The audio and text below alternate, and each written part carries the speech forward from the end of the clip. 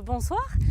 Alors peut-être pourrions-nous revenir un peu plus dans le détail sur la convention qui va nous lier maintenant avec Pôle emploi et les relations que vous allez développer avec cette institution, donc suite aux rencontres de l'économie. Voilà, donc c'était en effet un élément qui est revenu fortement pendant les rencontres de l'économie, à savoir comment la collectivité peut faire le lien entre les entreprises et Pôle emploi, donc, qui a en charge l'emploi sur le territoire. Nous avons donc décidé de travailler avec Pôle emploi une convention qui vise donc à faciliter les échanges d'informations entre la collectivité et donc Pôle emploi, notamment quand une entreprise s'implante sur le territoire. On s'est rendu compte qu'il y avait un travail à faire dans ce domaine, donc nous avons mis en place une relation de confiance qui sera donc formalisée lors du prochain conseil municipal et mis en place début octobre.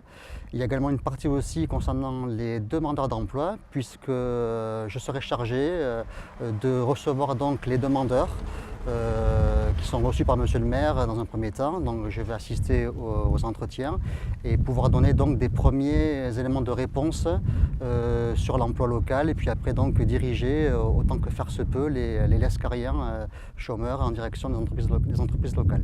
Donc est-ce qu'on peut dire que finalement entre l'entreprise et Pôle emploi, vous allez être le lien entre les deux? Oui, c'est l'élément central. On s'est rendu compte très rapidement qu'il y avait donc en la matière une faiblesse et qu'il manquait en fait un chaînon dans l'organisation globale du marché, hein, puisque donc la ville jouera ce rôle d'être au carrefour de l'ensemble des acteurs du territoire et donc de faciliter la communication. Tout existe, mais en fait il manque vraiment un lien entre tout cela et donc la ville jouera ce rôle. Très bien. Alors on parle justement des entreprises. Est-ce que d'autres partenariats, autres que donc celui avec Pôle emploi, se sont développés peut-être pour faciliter les recrutements des entreprises? Est-ce que les entreprises viennent vers vous pour des besoins particuliers? Racontez-nous un petit peu. Alors voilà, nous avons voulu renforcer notre action, notre relation entreprise. Et donc on a un exemple typique, c'est l'arrivée sur le territoire de la boulangerie Marie Blachère, avec laquelle nous avons été en contact très en amont pour pouvoir donc les accompagner, faciliter leur implantation. Et donc dans ce cas précis, nous avons proposé à la boulangerie d'organiser donc à l'hôtel de ville ces entretiens de recrutement.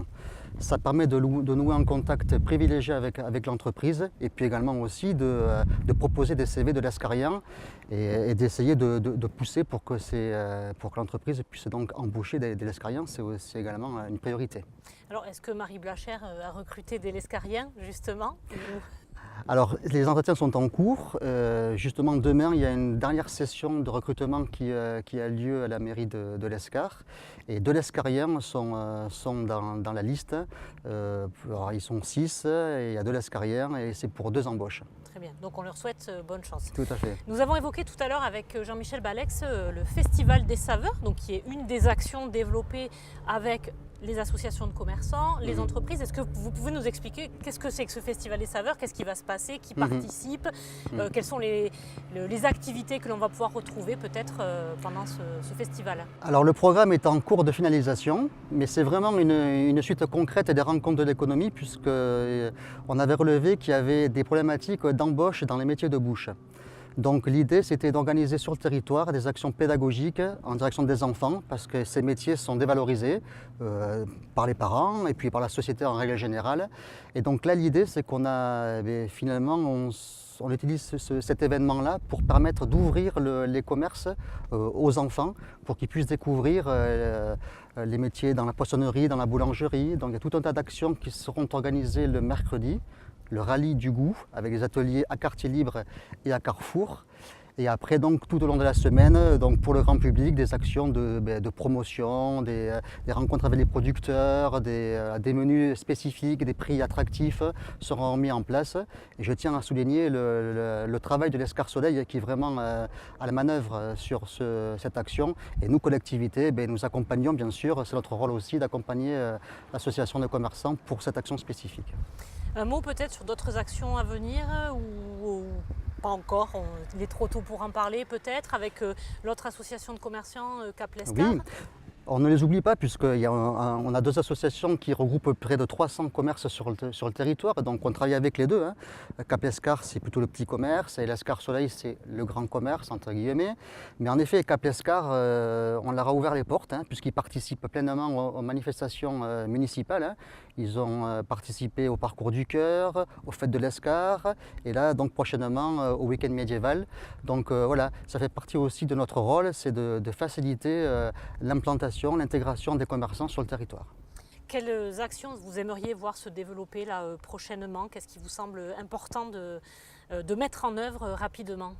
Alors là, le dossier est très important, c'est l'aménagement de l'arrière de la zone économique, puisque donc la ville a acheté 6 hectares donc entre la déchetterie et spécifiquement plus précisément et la pression paloise.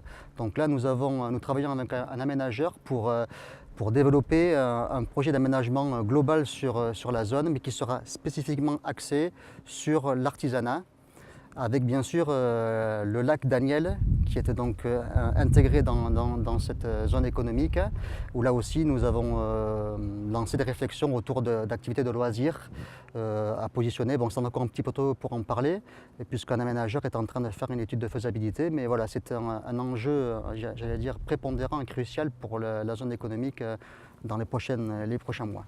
Très bien, merci Jérôme.